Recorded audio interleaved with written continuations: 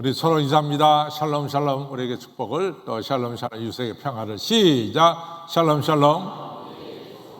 샬롬 샬롬. 우리 한번 일상교구 일어나 보겠습니다. 일상교구. 우리 이성교구 보겠습니다. 이성교구. 이성교구 좀 시원하네요, 오늘 저녁에. 아주 많이. 우리 삼성교구 보겠습니다. 우리 사성교구 일어나시겠습니다. 사성교구. 우리 찬양 감사합니다. 찬양 감사합니다. 우리 교사 청년들 보죠. 교사 청년들. 감사합니다. 우리 수요일 저녁에 뵙게 돼서 반갑습니다. 시작. 감사합니다. 오늘은 우리가 이제 욥기 37장을 보겠습니다. 오늘 욥기 37장은 이제 36장에서부터 이제 연결된 거예요. 그러니까 36, 37이 연결된 건데, 우리가 지난주에 36장까지 했으니까 오늘 37장입니다. 이게 욥의 이 엘리후의 네 번째 말이죠. 엘리후의 네 번째 말입니다. 이제 앞으로 욥기가 별로 남지 않았어요. 이제 오늘까지 하면은 이제 엘리후의 말이 끝나고, 다음 주 수요일부터는 이제 하나님 말씀이 나와요. 그래서 하나님 말씀이 38, 39, 40, 41, 42장 6절까지 나오고, 그 다음에 42장 7절부터 17절까지는 욥의 회복이 나오죠. 그래서 길게 느껴졌던 욥기 42장이 이제 얼마 지나지 않으면은 이제 마치게 됩니다. 나는 욥기가 끝나기 전에 한번 욥의 구조에 대해서 내가 알고 있는 대로 말씀하고 싶다라는 분은 누구든지 얘기하시면 됩니다. 지금 한번 손 들어보시죠. 손 들어보시죠. 손 안 들면 안 시킵니다. 손 들어야만 시킵니다. 오케이, 안 들었으니까 그냥 갑니다. 자, 이제 욥기를 보면은, 다시 한번 보면은 욥기 1장과 2장은 천상회의가 나오죠. 천상회의.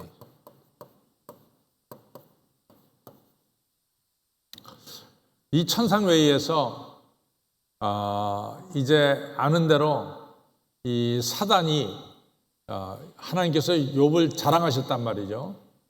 너 이 지구상에 욥과 같이 의롭고 경건한 사람이 있냐?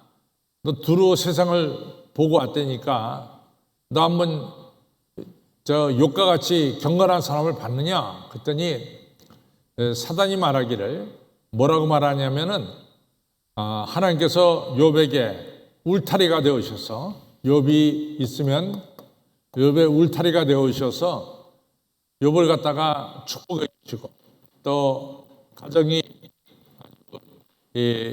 풍성한 가정으로 만들어 주시고, 건강 주시고, 당연히 하나님을 잘 섬기는 것이 아니겠느냐, 이렇게 이야기를 하니까 하나님께서 욥이 그렇지 않다, 내 종 욥은 그런 사람이 아니다, 이렇게 이제 하나님이 욥에 대해서 대변을 하시죠.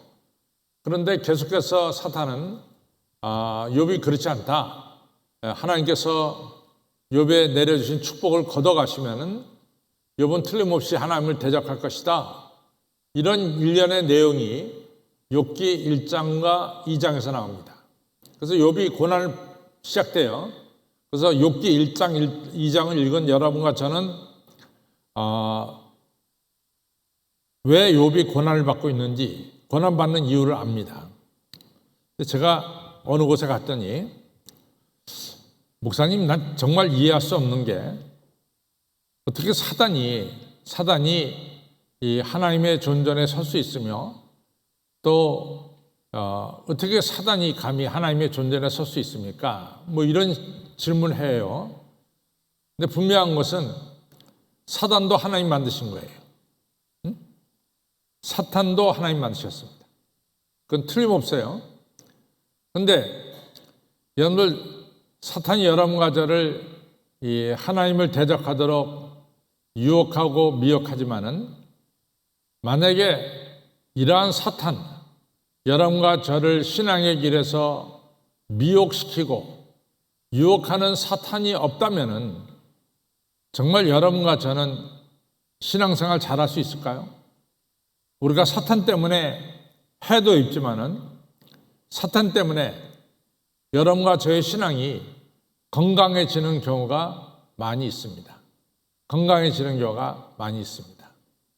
그래서 우리가 사탄의 이 역기능에 대해서는 우리가 잘 알아요. 사탄은 아담과 이브를 유혹했고 또 사탄은 오늘도 여러분과 저로 하여금 하나님을 떠나게 유혹하고 있다. 이런 사탄의 역기능에 대해서 잘 알지만은 그러나 사탄의 이 시험이 있기 때문에 여러분과 저는 근신하여 깨어 기도하고 또 말씀으로 무장해서 사단을 물리치는 이러한 신앙의 성장이 동시에 우리에게는 있다. 이것을 우리는 기억해야 됩니다. 그래서 사탄을 누가 만들었느냐? 하나님 만드셨어요. 여러분과 제가 왜 하나님이 사탄을 만들었습니까? 질문할 수 있지만은 그것은 하나님께서 다 여러분과 저의 신앙을 위해서 만드신 것이지 여러분과 저의 신앙을 파괴하려고 만든 것은 아니다 라는 사실을 우리가 또 다시 한번 기억해야 될 줄 압니다. 제가 그런 질문을 받아서 이러한 오늘 설명하면서 이제 이야기한 거죠. 두 번째, 욥기 3장에서는 욥이 고난을 받으면서 독백을 하게 되죠. 욥의 독백이 나옵니다. 그 다음 세 번째, 4장부터 14장까지는 이 퍼스트 라운드가 나오죠. 그래서 엘리바스, 빌닷, 소발의 이 순서대로 욥에 대해서 질문하고 욥이 대답합니다. 네 번째로 15장부터 21장까지는 세컨드 라운드가 나옵니다. 그 다음에 다섯 번째로 22장서부터 31장엔 떨드 라운드가 나옵니다. 이 떨드 라운드의 특징은 퍼스트 라운드, 세컨드 라운드는 엘리바스, 빌닷, 소발이 다 얘기했지만은 3라운드에 가서는 빌닷의 이야기는 없어요. 빌닷의 얘기는 없습니다. 소발에 대한 이야기가 없습니다. 소발에 대한 이야기가 없습니다. 그 다음에 이제 여섯 번째로 넘어가면은 32장부터 37장까지는 엘리후에 대한 이야기가 나오는데 이걸 또 좀 설명하면 엘리후가 32장에서는 자기 소개를 합니다. 내가 누구냐? 그 다음에 33장에는 이제 첫 번째 질문을 하죠. 이야기하죠. 34장에 두 번째, 35장에 세 번째, 36, 37장에 네 번째 이야기를 합니다. 그래서 오늘 우리는 오늘의 주소는 어디냐면 이 네 번째 이야기하는 두 번째 파트에 우리가 있다. 이렇게 기억하면 되겠습니다. 그리고 넘어가서 이제 38장 1절로부터 42장 6절까지 드디어 하나님의 말씀이 나옵니다. 그 다음에 42장 7절부터 마지막 17절까지 욥의 회복이 나옵니다. 욥의 회복, 모든 것이 회복되는 이런 역사가 일어나죠. 그래서 여러분들이 이제 대강 여러분들이 다 알고 계세요. 그래서 이 정도로 욥기를 갖다가 여러분들이 머리에 넣으면은 그 다음에는 이제는 여러분들 상당히 이제 어디 가서나 욥을 설명할 수 있을 정도로 욥이 중요합니다. 그래서 오늘 이제 순장국부 때도 얘기했지만은 우리가 경건하면은 보통 뭘 얘기하냐면은 경건의 3대 요소가 첫째 구제입니다. 두 번째는 기도가 되겠죠. 세 번째는 금식입니다. 그래서 이 경건의 대표적인 예로 우리가 사도행전 10장 1절에 보면은 이 고넬료가 경건하여 모든 식구로 더불어 하나님을 경외하고 예배드리고 또 주변의 많은 백성을 구제하고 기도에 힘쓰니라. 그래서 사도행전 10장 1절에 그가 경건하여 온 집으로 더불어 하나님을 경외하며 백성을 많이 구제하고 기도에 힘쓰더라. 이렇게 이제 사도행전 10장 1절이 나와요. 그래서 요 경외 다시 말해서 이 구제, 기도, 금식 이 세 가지가 합쳐서 이 고넬료가 대표적인 경건의 모습이죠. 근데 하나님은 욥기를 통해서 욥의 경건이 뭐냐? 아까 우리 신유자 권사님 기도 시간에도 언급했듯이 욥의 기능은 신남의 신앙입니다. 조건 없는 신앙입니다. 욥이 축복받고 또 물질이죠. 또 육신적으로 건강하고 가정이 화목하고 뭐 이러한 모든 것을 다 갖췄다고 해서 하나님을 경외하고 이런 것이 없어진다고 해서 하나님을 떠나는 이러한 욥이 아니란 말이죠. 욥은 이러한 것이 있든 또 때로는 없든 관계없이 그런 거와 관계없이 조건 없이 하나님을 경외하는 이런 신앙. 그래서 우리가 욥의 신앙을 가리켜서 전천후 신앙, 조건 없는 신앙, 한결같은 신앙, 이것이 욥의 경건이다. 그래서 경건의 한 단계 더 높은 구제와 기도와 금식, 이거 경건인데 그보다 한 단계 높은 이러한 욥의 경건을 우리가 욥기를 통해서 배우게 되는 것이죠. 그렇죠? 그래서 아무쪼록 우리들의 신앙도 조건 없이 언제 어디서나 어떤 경우에나 하나님을 경외하는 여러분과 저의 신앙이 되기를 주님의 이름으로 축원합니다. 자, 이제 욥기 36장을 보면서 우리는 세 가지를 봤어요. 세 가지를. 첫째는 하나님의 의로운 통치를 보았습니다. 의로운 통치. 두 번째, 엘리후가 욥에게 주는 충고를 우리가 보았어요. 세 번째는 하나님의 이 전능하심에 대해서 하나님 전능하심, 하나님의 온 우주를 다스리심 이것을 보았습니다. 바로 오늘 욥기 31장은 세 번째 나온 하나님의 전능하심, 우주를 다스리심의 연결로 볼 수 있습니다. 그러면서 우리가 하나님의 전능하심과 우주를 다스리심을 깨닫고 당연히 여러분과 저는 하나님을 경외해야 된다. 이걸로 결론이 지어지는 것을 우리가 37장에서 볼 수 있습니다. 그래서 엘리후의 이러한 이 32장부터 37장에 이르는 엘리후의 연설의 결론은 뭐냐? 하나님은 너무나 전능하시고 온 우주를 다스리시고 여러분과 저는 하나님의 이러한 전능하심과 우주를 다스리심을 알래야 할 수가 없어요. 그러니까 하나님하고 우리는 정말 상대가 안 되는 거죠. 상대가. 그러니까 당연히 우리는 하나님을 경외해야 된다라고 하는 것으로 엘리후는 37장에서 자기의 이야기를 결론을 맺고 있습니다. 그래서 욥도 너도 하나님을 경외해야 된다. 이런 말씀으로 이제 결론을 맺고 있죠. 자, 이제는 우리가 37장 들어보겠습니다.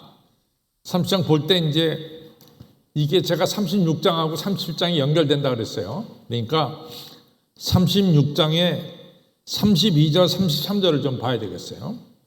30절은 그는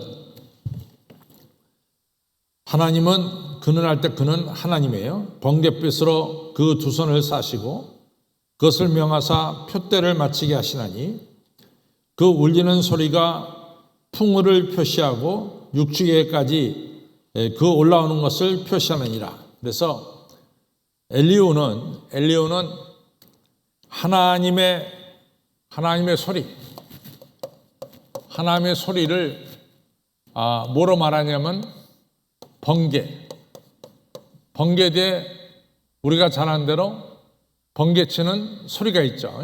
그래서 번개와 번개치는 소리,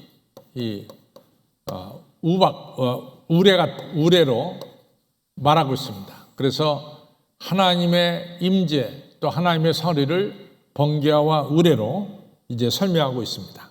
자, 근데 이것은 여기서만 설명하는 것이 아니라 출애굽기 19장 16절에서 이스라엘 백성들이 시내산에 이제 앞에 모이죠. 그리고 이제 3일 후에 나를 만나리라 할 때 3일 동안 옷을 빨고 저들이 기다릴 때 시내산 꼭대기에서 번개와 우레 소리가 나는 거죠. 그래서 밑에 있던 이스라엘 백성들은 하나님께서 시내산 위에 임재하고 계신 걸 갖다가 이제 깨닫게 되는 것이죠.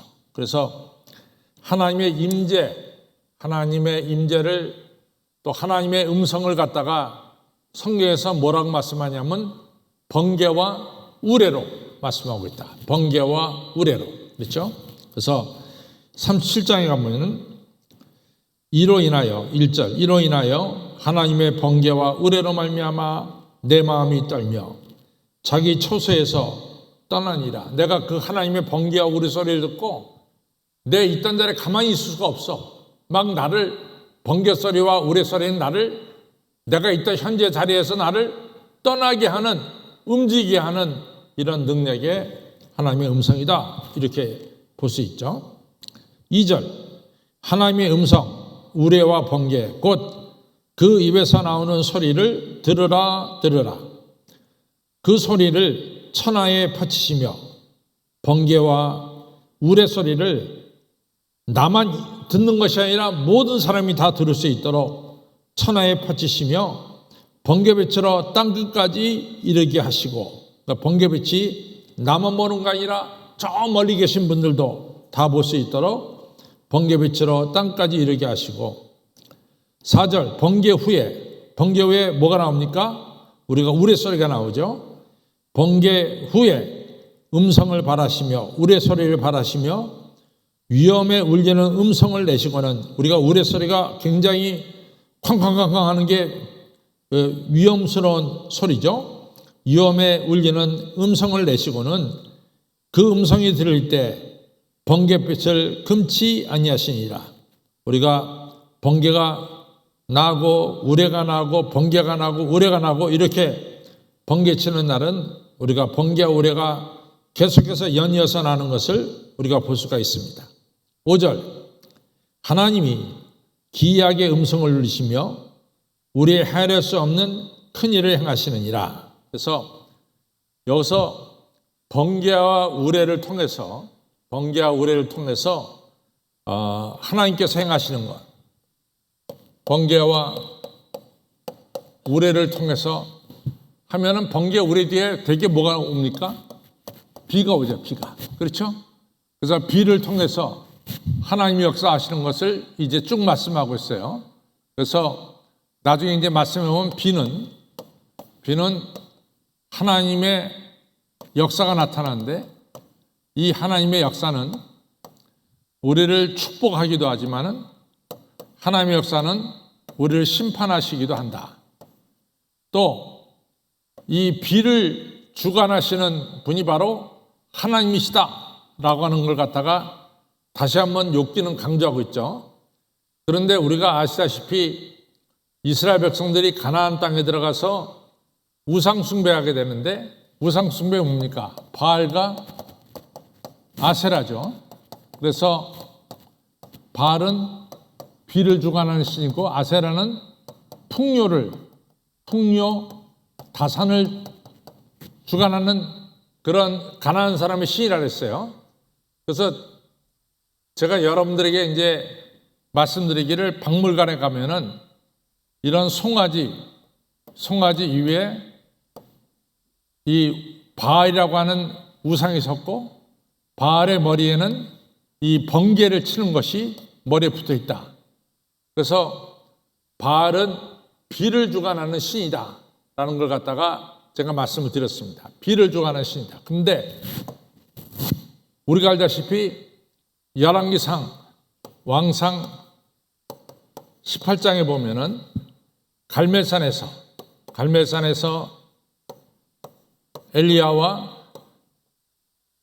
바알 선지자 450인가 대결하죠. 어느 신이 참 신인가. 바알 신 400, 선지자 450이 아무리 떠들어도 여기는 응답이 없어요. 그러나 엘리야가 이야기할 때 제단에 쌓여진 제물을 먹습니다. 그러면서 3년 반 동안 이스라엘 땅에 가뭄이 있었는데 그 가뭄이 끝나고 비가 쏟아지는 이런 축복의 역사가 나타났죠. 따라서 비를 주관하는 신은 누구냐? 바로 하나님이다 라는 걸 갖다가 확실하게 말씀하고 있습니다. 오늘도 똑같이 비를 통해서 우리에게 축복도 주시고 하나님께서 심판도 하신다 라는 걸 갖다가 말씀하고 있죠. 그래서 우리가 이제 6절에 보면은 번개와 우레 뒤에 눈을 명하여, 하나님은 눈을 명하여 땅에 내리기도 하시며, 여기서 눈은 스노우, 눈입니다. 적은 비와 큰 비, 비를 적게도 내리시고 크게도 내리게 하시니라. 그래서 하나님은 비를 내리시는 하나님이시다. 이러한 일에 대해서, 이러한 하나님께서 자연을 다스리는 일에 대해서 각 사람의 손을 봉하시나니 라고 하는 얘기는 비를 내리고 하는 일에 사람이 손을 쓸 수가 없다. 사람이 손을 쓴다고 해서 비가 내리고 사람이 손을 쓰지 않는다고 해서 비가 안 내리고 그게 아니라 이거죠. 비가 내리고 눈이 내리는 이러한 모든 일은 사람의 손으로 할 수 있다, 할 수 없다. 그래서 각 사람의 손을 봉하시나니 이는 그 지으신 모든 사람으로 하여금 비를 주관하시는 분이 하나님이심을 알게 하려 하심이니라. 이렇게 말씀하고 있습니다. 그 다음에 8절로 갑니다. 번개와 또 우레가 칠 때 짐승들은 숨는 곳으로 굴로 들어가서 그 굴에서 숨습니다. 근데 그 굴을 갖다가 9절에서는 남방 밀시라고 그래요. 이 굴에는 광풍이 오지만 굴에는 광풍이 이르지 않고 북방에서 찬 기운이 오지만은 그 굴속에는 그 찬 기운이 이르지 않습니다. 10절 하나님의 부시는 기운, 하나님이 숨쉬는 숨에 의해서 얼음이 얼고, 여기서 부시는 기운은 하나님이 숨쉬는 것을 가리켜요. 하나님이 숨쉬는 기운에 얼음이 얼고 물의 넓이가 줄어드니라. 그러니까 하늘의 물을 주관하시는 분은 하나님이시죠. 그가 습기로, 우리가 궁차에 보면 하늘을 보면 구름이 있어요. 구름은 다 물을 머금고 있죠. 그래서 그가 하나님이 물을 머금고 있는 빽빽한 구름을 구름 위에 실으시고 번개빛에 구름을 널리 펴신즉 구름이 인도하는 대로 인도하시는 대로 두루 행하나니 이는 그의 명하시는 것을 세계상에 이루함이라. 이제 비를 내리시는 것을 세계상에 이르게 하는 일이라 이거죠. 13절 하나님께서 내리시는 비는 징벌을 위하여 내리기도 하고 또 토지를 위하여 혹은 국류를 베푸심을 위하여 비를 내리기도 하고 구름으로 오게 하시느니라. 그렇죠? 그래서 비라고 하는 것은 우리 하나님께서 우리에게 축복도 주시고 또 비는 우리에게 심판도 주세요. 우리가 대개 비가 내리면 축복받는 거죠. 근데 비를 통해서 심판 내리신 것을 우리가 대표적으로 잘 알고 있는 것이 뭐죠? 노아죠, 노아. 노아의 홍수죠. 근데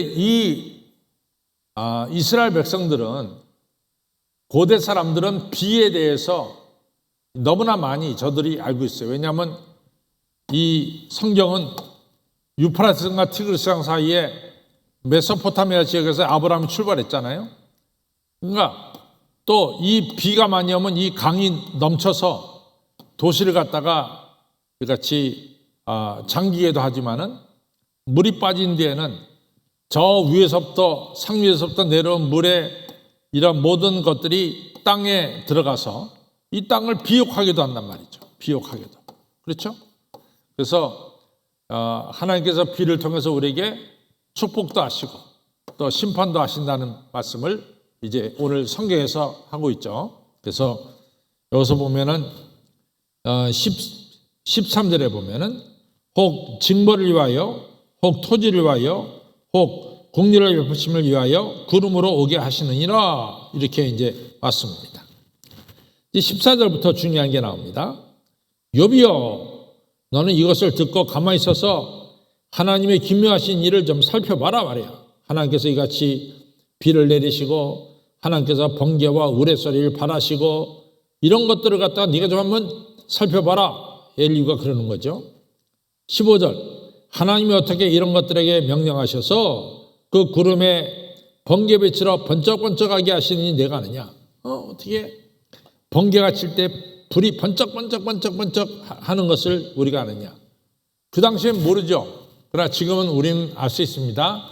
이같이 기압이 서로 부닥칠 때 부닥치면서 전기가 튀어나오는 것을 우리가 지금은 과학을 통해서 우리가 알게 되죠. 그러나 그 시대에는 적어도 엘리후가 이 글을 쓸 때는 그런 것을 몰랐죠. 그래서 구름의 번개빛으로 번쩍번쩍하게 이 번개가 칠 때 빛이 번쩍번쩍하게 나가는 것을 네가 아느냐 말이야.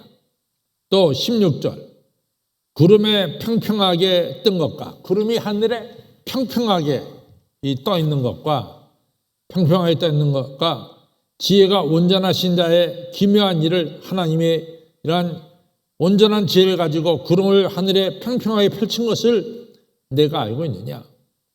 또 17절 남풍이 불 때 남쪽에서 바람이 불면은 이제 기온이 따뜻해지죠. 그래서 땅이 고요할 때 내 의복이 따뜻한 까닭을 내가 아느냐. 남풍이 불 때는 우리가 입은 옷이 뜨뜻해져서 옷을 벗을 수밖에 없는 것이죠. 남풍이 불 때 따뜻한 날씨가 되는 것을 네가 아느냐. 18절 내가 능히 그와 함께 부은 거울 같은 경광궁창을 펼 수 있느냐. 이게 참 재밌는 얘기인데요. 하늘, 궁창이 하늘 아닙니까?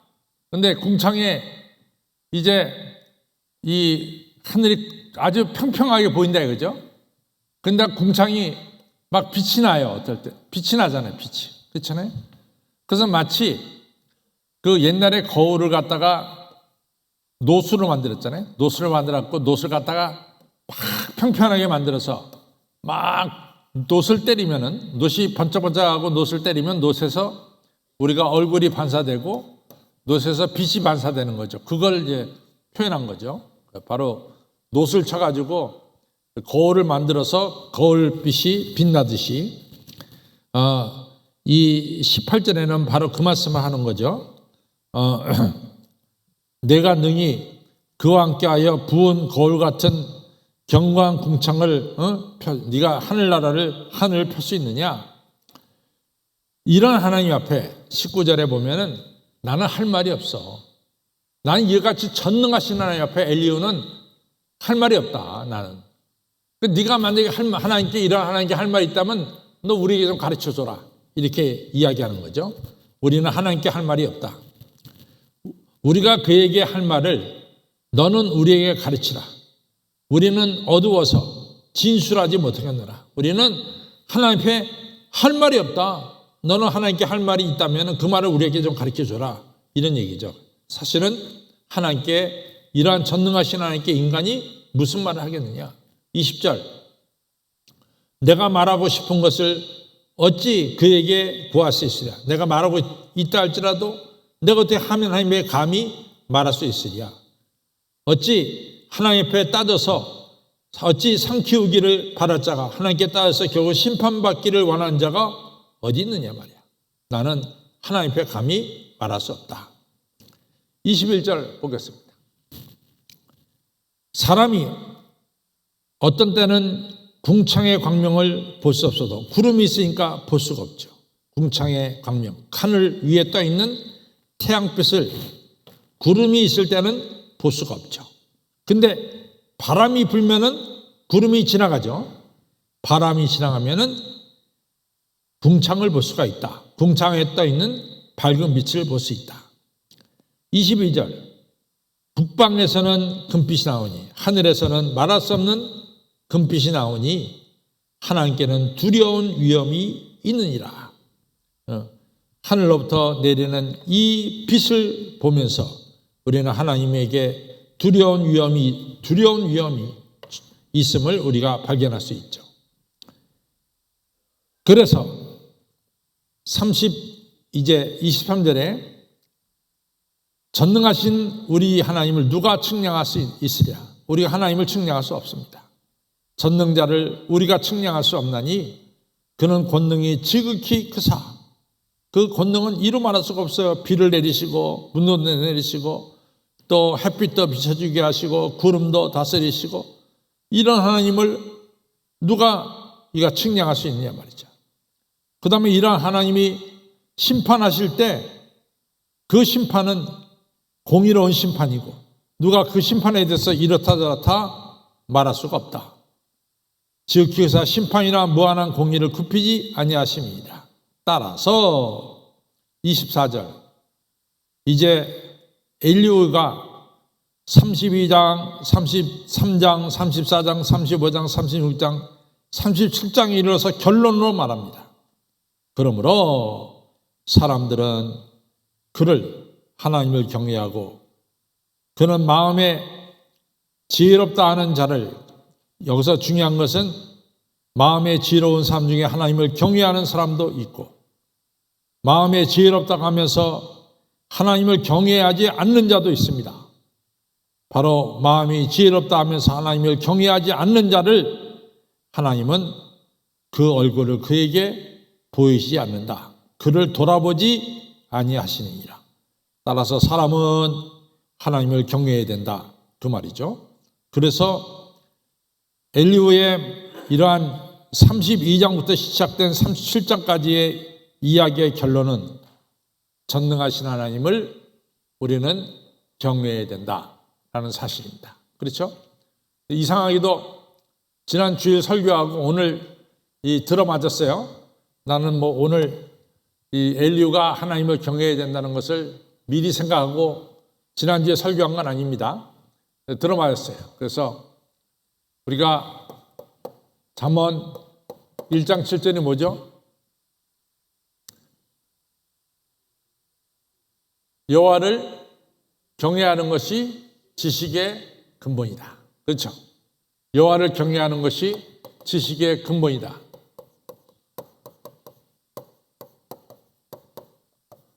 그러면 우리가 하나님을 경외한다고 할 때 제가 지난주에 설교에 하나님을 경외한다는 것이 구체적으로 뭐죠? 첫째는 에너지를 ENERG 에너지를 갖다가 우리의 힘을 하나님께 바치는 것이죠. 두 번째 뭡니까? 우리의 물질을 하나님께 바치는 것이죠. 세 번째 뭡니까? 우리의 시간을 하나님께 바치는 것이죠. 네 번째가 뭡니까?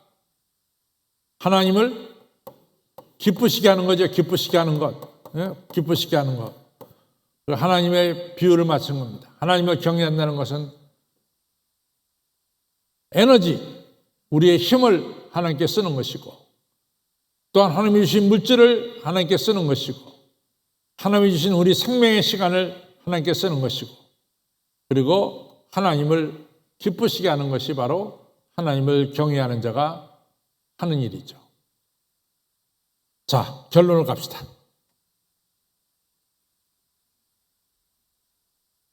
결론으로 가겠습니다. 시작. 엘리후가 발언한 내용 중에 전능하신 하나님을 경외하는 것이 지식과 지혜의 근본이라는 사실은 진리입니다. 우리는 이렇게 살면서 에너지, 힘을 제일 많이 쓰고 물질을 제일 많이 쓰고 시간을 제일 많이 쓰고 그리고 우리가 신으로 여기는 대상에 기본을 맞추는 것이 바로 우리의 신이라는 것입니다. 그런데 이러한 신 중에는 세상에 신이 있어요. 또 자기 자신이 신이 되는 것은 파멸만 가져올 뿐이라 그랬어요. 제가 자기 자신을 신으로 삼는 자의 마지막이 누구처럼 된다 그랬어요?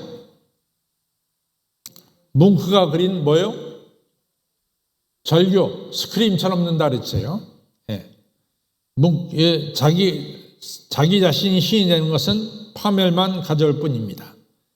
그 다음에 읽습니다. 시작. 오직 전능하시고 전지하시고 어디에나 계시는 여호와 하나님을 경외할 때 우리는 전능하신 하나님께서 내려주시는 축복과 인도하심을 받을 수 있습니다.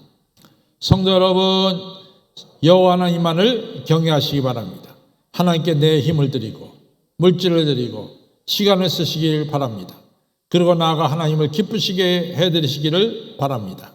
하나님께서 이렇게 하나님을 경외하는 자들에게 지혜와 지식을 주시고 이 땅에서 존귀하게 만들어주시고 승리하며 살아가도록 하늘의 축복을 내려주시는 것입니다. 아멘. 하나님을 경외하는 자가 되시기 바랍니다. 우리 옆에 분들에게 하나님을 경외하며 삽시다. 시작.